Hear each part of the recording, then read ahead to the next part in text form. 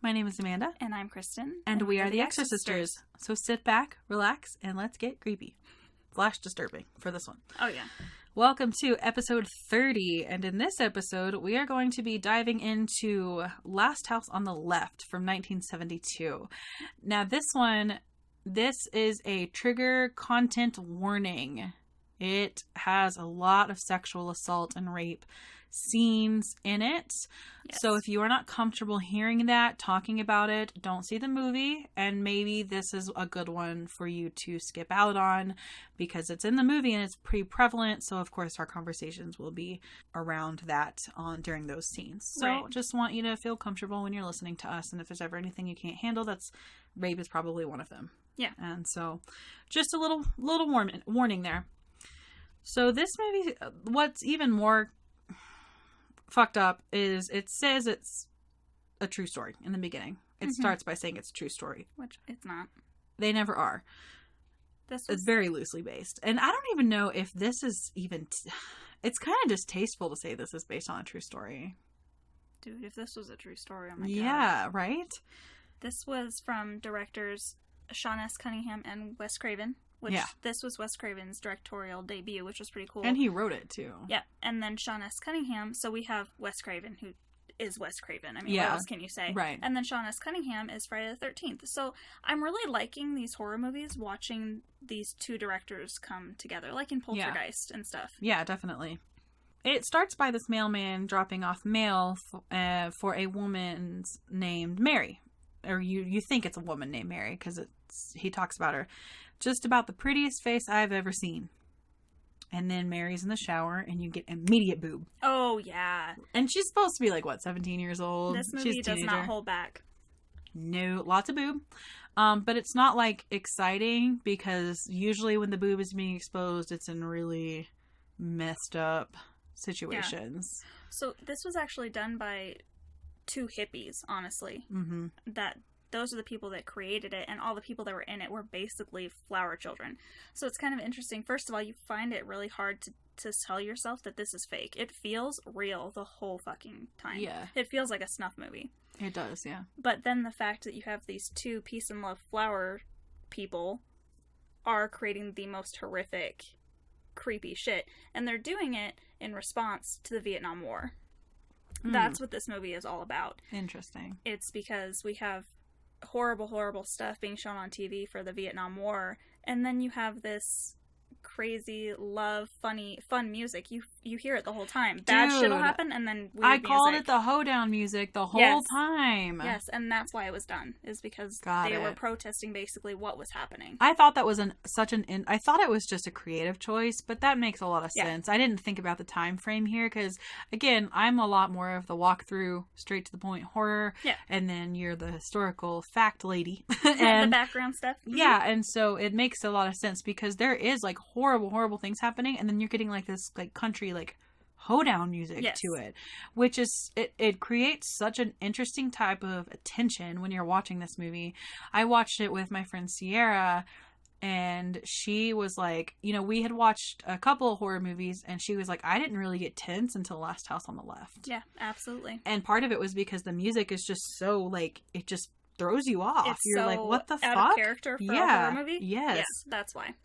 So Mary comes out, and her parents point out that her nipples can be seen through her shirt, and she tells her parents she's seeing Bloodlust in concert that night, which you can assume is a metal rock band that they don't understand.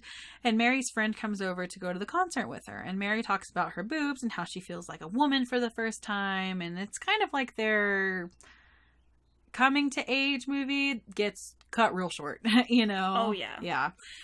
And they're driving, and they hear a radio snippet of these fugitives. They are murderers and rapists, and they slipped past the guards, and the fugitives happen to be also listening to the radio, because it cuts to them. And one of them is loading a gun, and there's a knock at the door, and these two other men walk in. So it cuts from the girls to these criminals and showing you where they are and what they're doing. And there are 4 of them. There are the 3 that escaped, and then there is the woman that is helping them. Yeah. She is fucked up beyond. I know they're fucked up, but for a woman to just go along with this and do all the stuff they do to the other women, she is fucked up. And her. I mean, he makes a comment later about lay back and enjoy feeling inferior. What the fuck kind of comment is that? So, and she's like, eh. He doesn't even finish because then, you know, these other girls come into it. But you can guess that he's doing this all the time to her. Yeah. And she's just either got such bad Stockholm syndrome she's used to it, or she just wants to feel like a badass. I don't know. Yeah. But one guy goes in with the woman whose name is Sadie, and she's just in the bathtub, and she, like, almost belongs to this ring of criminals. They just use her and abuse her at will. Exactly. And so he goes in, and they talk about their new names and their new identities and what they want to be. And then there's this weird frog scene with this he's more of an addict than he is like a murderer or a rapist.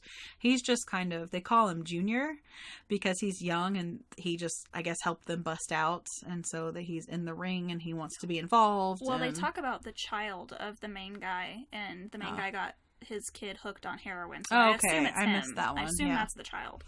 So that's Junior. And then it cuts to Mary and her friend getting ice cream. And then it cuts back to the criminal den. So this is happening at the same time.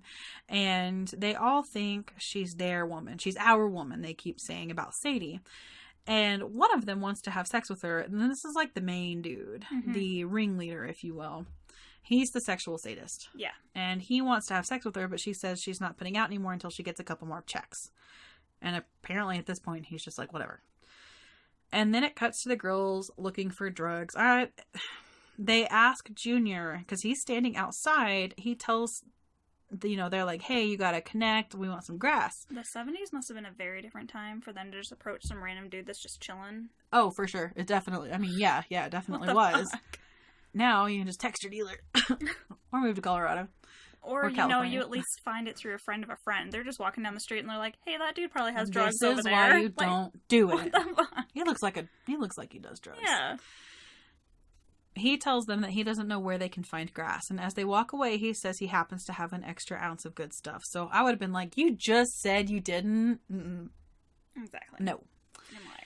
He brings them into the apartment to sell to them. And I would be like, no, you can bring it down here. Like, let's say I did get that far. I'd be like, no, we're going to stay right here. But they go. Oh, yeah. They both go up to the apartment. What the fuck? Yeah. Happened in the 70s. Serial killers are rampant and people are just like, yeah, sure. Whatever. Well, it's free love. Like, everybody's hippies and we love each other and we do drugs together and whatever. But, like, it was a really opportune time for serial killers because it was right before the age of technology and everyone was so loose and picking up hitchhikers all the time. And it was like in Texas Chainsaw Massacre. They picked up a fucking killer because he needed a ride. Like, no. Exactly. No. And the Hitcher, as an example. I know that was 80s, but come on. And as soon as they get into the apartment, Junior locks them in. And then cut to her parents at home setting up for her birthday party. Yeah, see, it goes back and forth from these really creepy, messed up shit to a birthday party and fun music, and it does that the whole movie. Yeah. And then it cuts to the apartment, and her friend says she's going to start screaming, but they whip out a knife to shut her up. And then it cuts back to Mary's mom making her a cake and this upbeat music as her daughter is being held captive. And it's almost like an exaggerated happy. So they've got two polars going on here. Yes.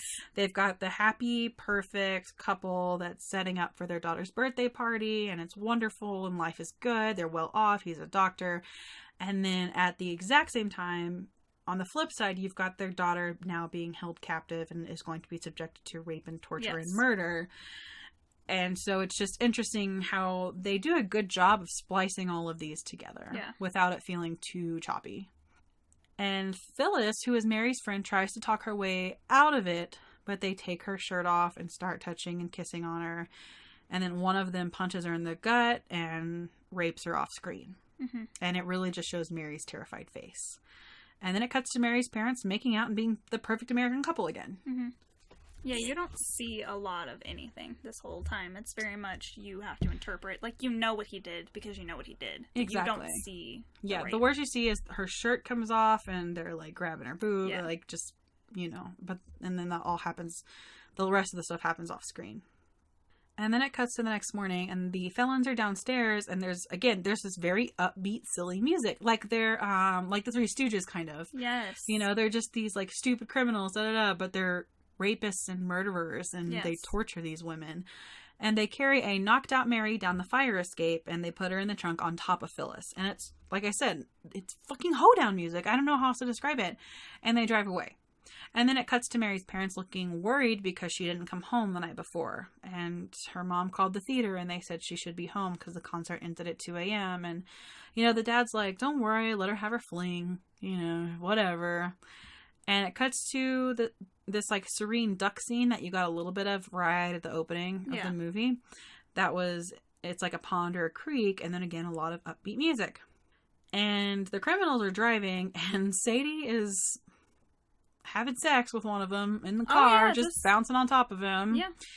And then it cuts to Mary's parents talking to the sheriff about Mary being missing. And the sheriff character and the deputy character are, I guess they're the comic relief in this. That didn't really work well for me, no, though. Not at all. It feels, you have them and it feels like Smokey and the Bandit.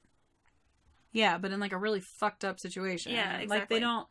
I know it was the 70s, and they're probably right. This was a different time, and I'm sure there were a lot of girls that did, like, go out and have their night in the big city and not tell their parents and did drugs or whatever. But this girl is missing, and you've got these fugitives in the area on the run. Yeah. Like, maybe you should be a little more concerned that she got kidnapped or something. Yeah. And they don't even seem like real cops. They're, like, more concerned about eating Mary's birthday cake than they are about helping her parents. Yes. Because the deputy comes in and says, like, well, there's no girls on ice in the big city. You got any more of that cake? Like... That's so crude of a way to put it. Yeah. Yeah. It's their fucking daughter. And so the comedy relief there didn't really work for me, and it doesn't work in the future with scenes with them. They're just frustrating characters. Yeah. And maybe that's how they were written. Maybe they weren't supposed to be actual comic relief. Maybe they were just supposed to be... They could have stopped all of this, but they were too stupid to, or headed it off, or, you know, whatever, figured it out sooner.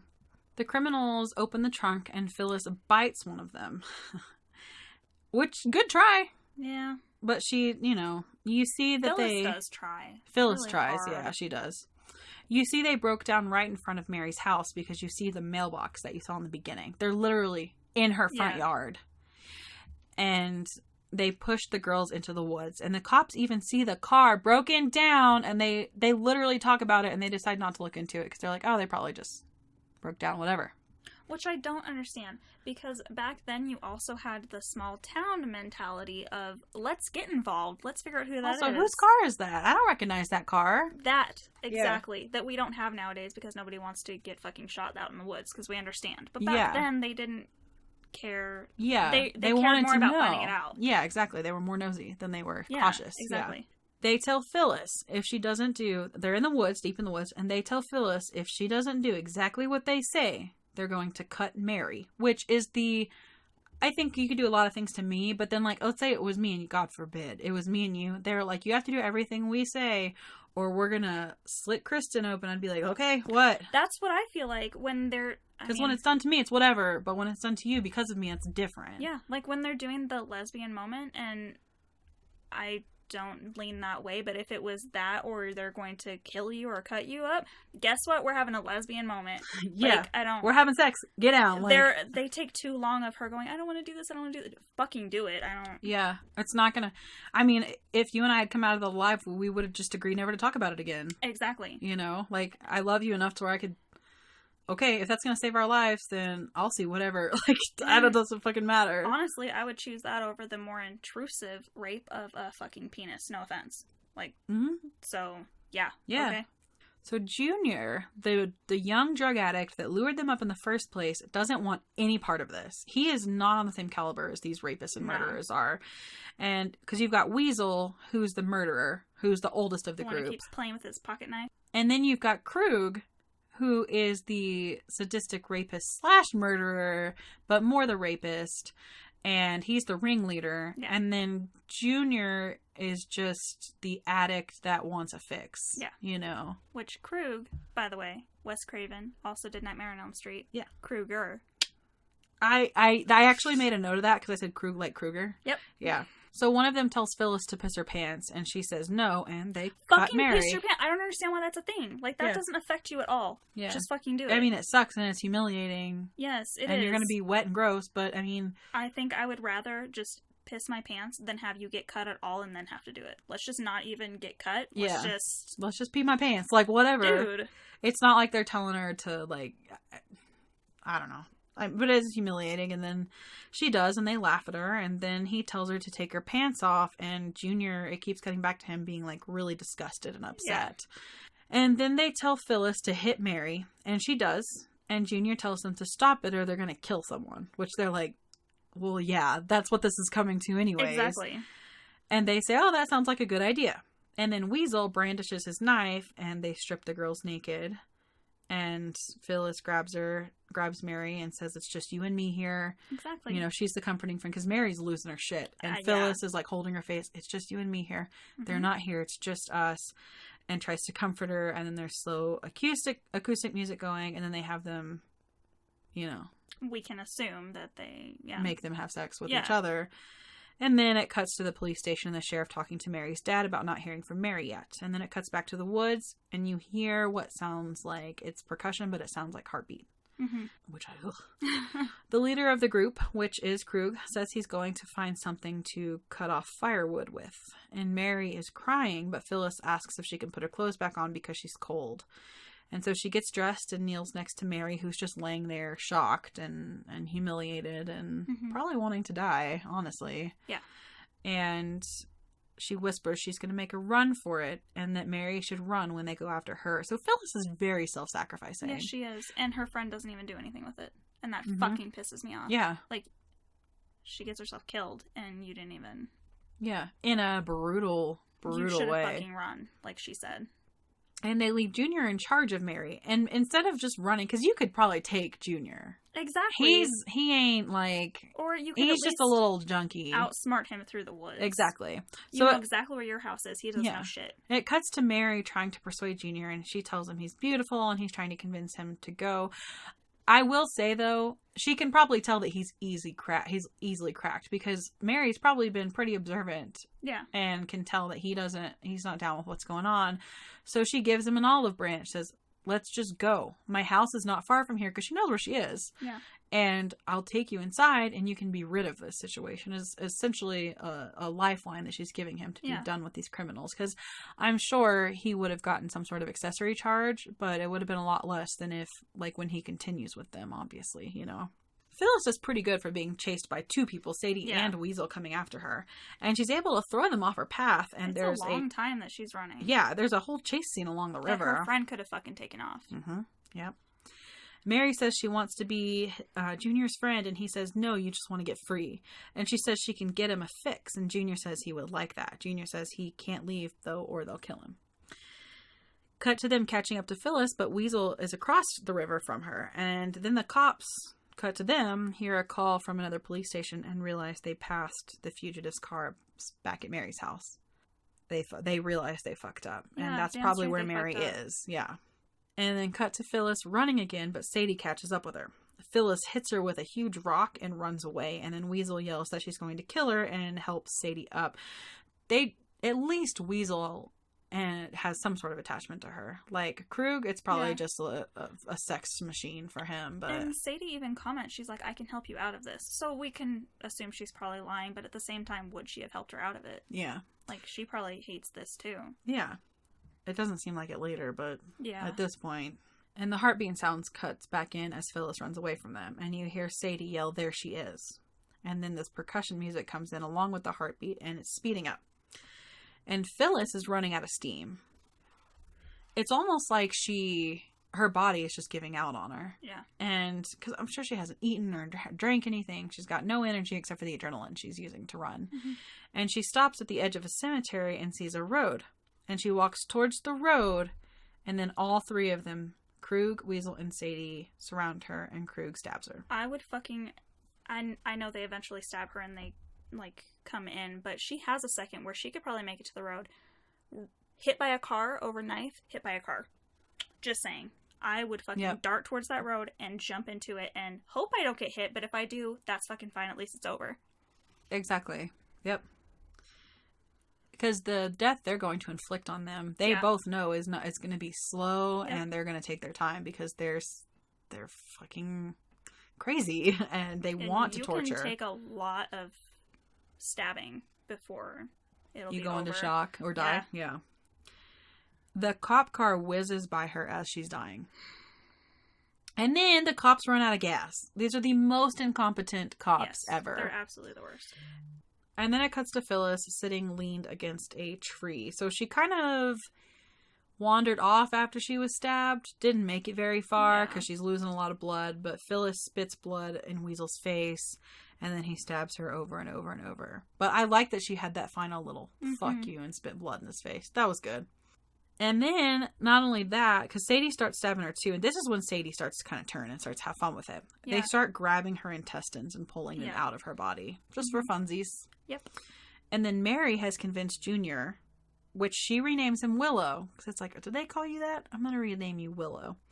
She convinces him to run, but he's still conflicted, and she grabs his hand, and they both run from them, but, you know, they end up running right into him. Yeah. And Mary falls down, and they have the machete to her, and she asks if Phyllis got away, and they throw Phyllis's hand that they cut off her body to Mary, and Mary starts screaming. And then it cuts to the cops basically hitchhiking because they have no car, and they're trying to get to the house. Like, at this point, you're not going to do it. Yeah. Like, but we've got to have more of that absolute horror mixed with fucking ridiculous comedy. Yep. And then it cuts back to the crime scene, and they are cutting a small knife into her neck and chest. And Krug carves his name into her chest and then rapes her. Yeah. It's a pretty long rape scene. Yeah. Like, rape scenes always feel like they're much longer than they are. It's pretty bad, but you just see her moving, and it's like on her face. It could be much worse. It could be worse, yeah, but it's pretty rough. And then you see Junior crying while she's being raped. He knows, like, this is so fucked up and she doesn't deserve this. And after Mary is just laying in the grass, she's still alive. She gets up and she puts her pants on, and she wanders just a few feet away from them and starts coughing and gagging. And she starts praying as the others are just standing around. And she wanders off, and they follow her with no sense of urgency. They know she's not going to get very far, so they just kind of let her wander for a minute. And this serene music starts playing as they're all just following her to the edge of the pond. And she gets in the water, and Weasel hands Krug a gun. And she knows it's coming, and she stops in the water, and they shoot her 3 times. That's probably, if I accepted it, where I would go and what I would do. Like, I don't want to... You're not going to follow me in the water. Just shoot me from the bank. You're not going to... I'm done with being fucking stabbed. Exactly right. Like, just shoot me. Yeah. Which she's not actually done. She's still alive because she manages to get on the bank, but bleeds out there.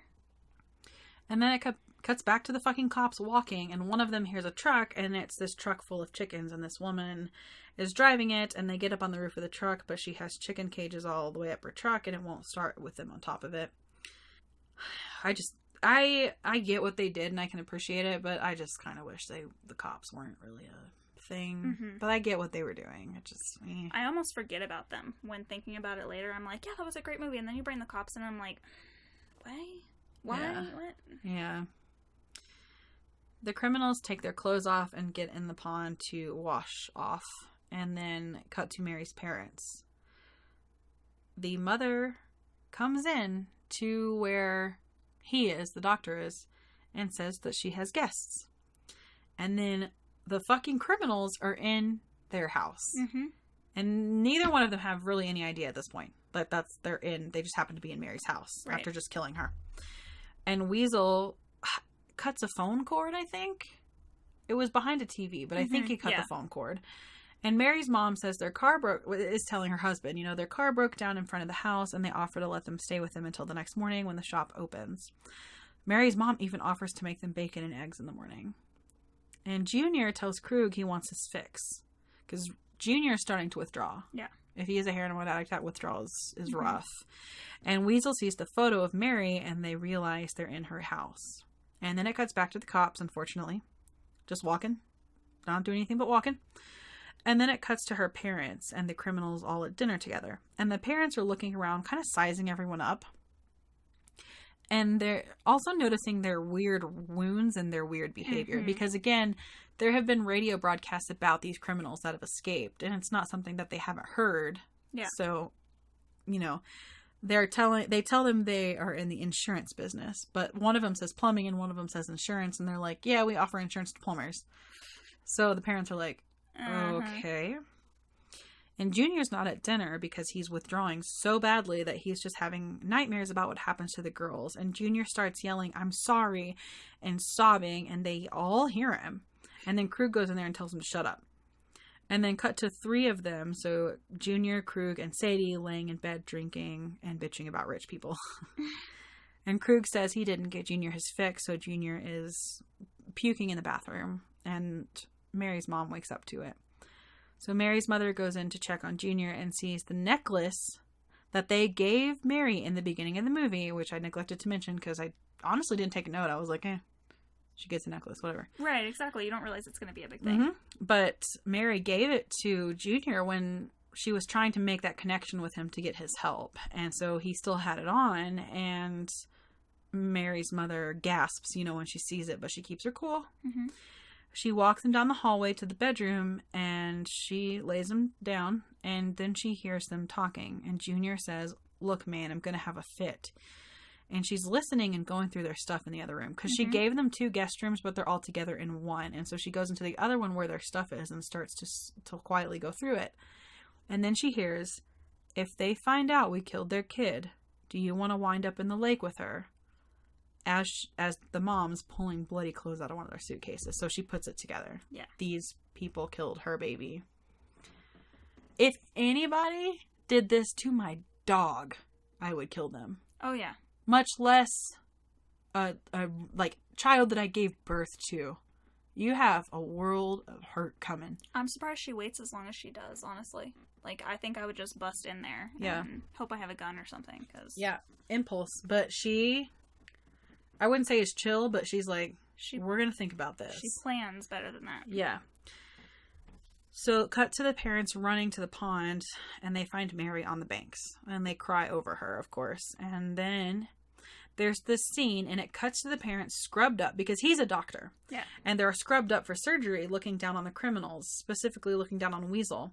And they've incapacitated them to some extent, and they go to knock out teeth with a screwdriver and a hammer, but then Weasel wakes up and realizes it was just a dream, and I was like, dang it. Mm-hmm. I really wanted that to be real. I wouldn't have watched it because of teeth. I was going to say you would have freaked out, but yeah. Yeah.